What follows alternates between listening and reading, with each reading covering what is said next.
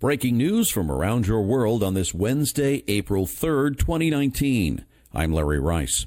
The House Judiciary Committee approved subpoenas Wednesday for special counsel Robert Mueller's full Russia report as Democrats pressure the Justice Department to release the document without redactions. The committee voted 24-17 to give Judiciary Chairman Jerry Nadler, a Democrat from New York, permission to issue subpoenas to the Justice Department for its final report, its exhibits, and any underlying evidence or materials prepared for Mueller's investigation. Nadler has not yet said if he'll send the subpoenas. House Democrats had given Attorney General William Barr until Tuesday to produce the full report to Congress. The Justice Department ignored that deadline, with Barr telling committee chairmen in a letter last week that a redacted version of the full 300-page report would be released by mid-April, if not sooner. Barr summarized the report last week by saying Mueller found no evidence of collusion between the Trump campaign and Russians working to interfere in the 2016 presidential election. Representative Steve Cohen, a Democrat of Tennessee, doesn't want to take Barr's word for it and said, "I want to find out if I was wrong, and I want the public to see it too." Representative Debbie Lesko, a Republican of Wisconsin, said the subpoena asks the Attorney General to violate the law by disclosing grand jury material without a court order. Lesko said, "This is just a continuation of an attempt to undermine the President of the United States. I really wish that we could work on big issues instead of continuing this circus. This is all about the 2020 election." Lori Lightfoot won a Tuesday landslide victory to become the first African-American woman and openly gay person to be elected mayor of Chicago. The former federal prosecutor and first-time candidate beat Cook County Board President Tony Preckwinkle, winning 74% of the vote to Preckwinkle's 26%. "Today, you did more than make history," Lightfoot told hundreds of supporters at the Hilton Chicago Tuesday night. "You created a movement for change." Chicago is now the biggest city in the U.S. to elect an openly gay mayor. Lightfoot emerged as the surprising leader in the first round of voting in February, when 14 candidates were on the ballot to succeed Mayor Rahm Emanuel, who decided against running for a third term. She pledged to make Chicago a place where your zip code doesn't determine your destiny, to address the city's violence, and to break this city's endless cycle of corruption that allows politicians to profit from their office. The new mayor will take over a city that faces massive financial problems. She will have just a few months to prepare a new budget, which in 2020 is expected to have a roughly $250 million deficit. Lightfoot will also take over the worst-funded public pensions of any major U.S. city.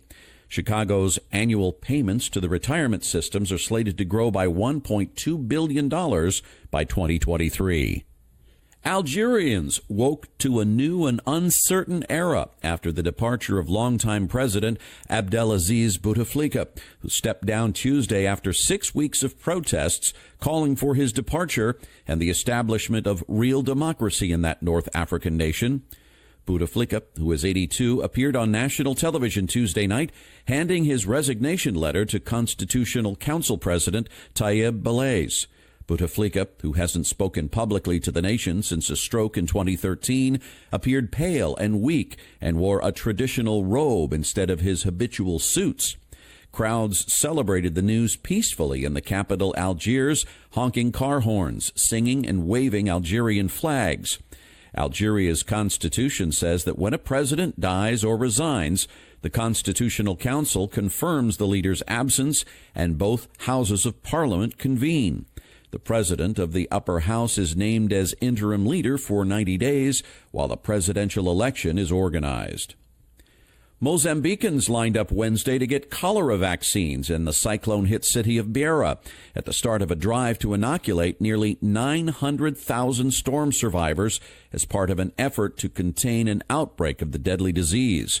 More than 100,000 Cyclone Idai survivors are still living in displacement camps with little access to clean water or sanitation. And the World Health Organization has warned of a second disaster if waterborne diseases such as cholera and malaria spread. Large areas of standing water remain in the low-lying region, which continues to slowly drain after the cyclone swept in March 14th and caused massive flooding.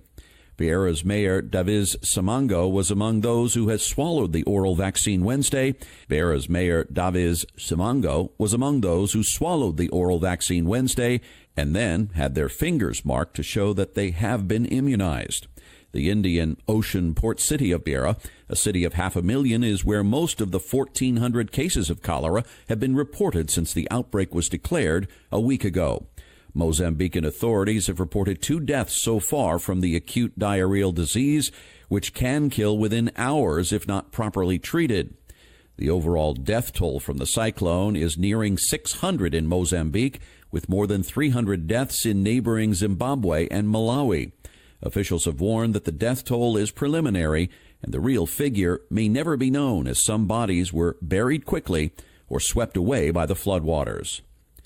Los Angeles police have arrested a suspect in the fatal shooting of Grammy-nominated rapper Nipsey Hussle.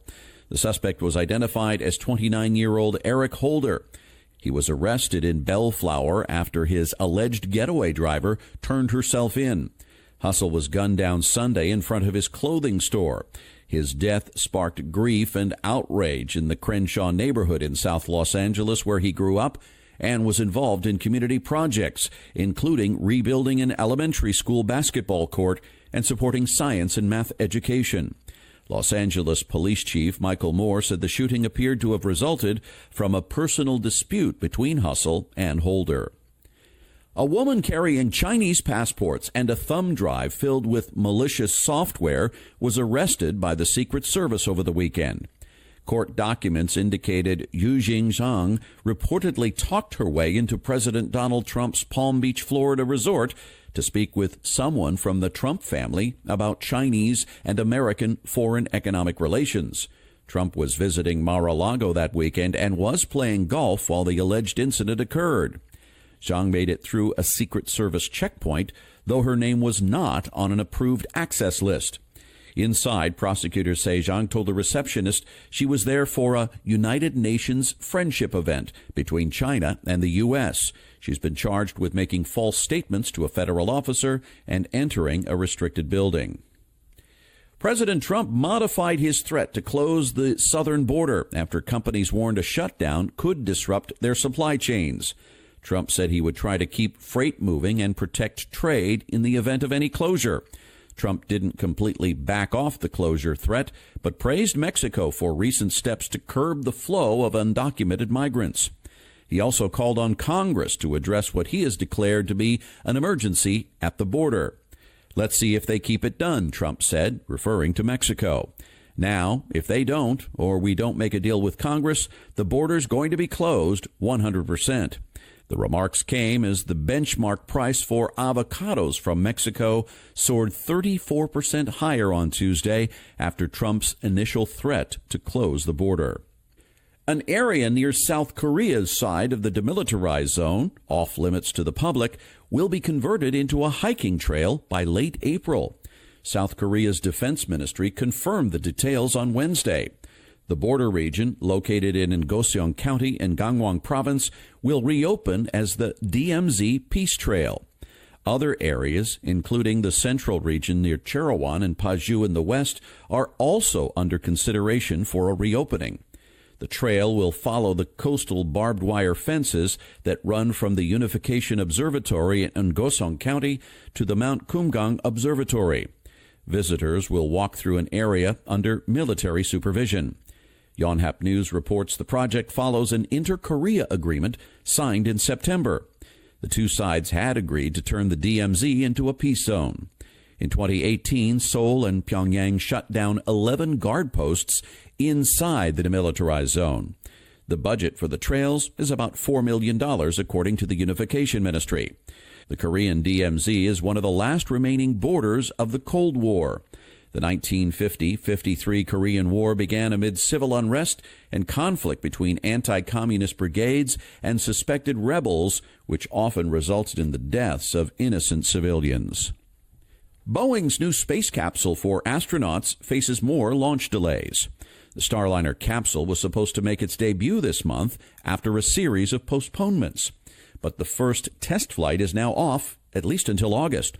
And the second test flight with astronauts won't occur until late in the year. NASA announced the revised timetable Wednesday. At the same time, officials said the first Starliner crew will remain at the International Space Station longer than the few weeks originally anticipated.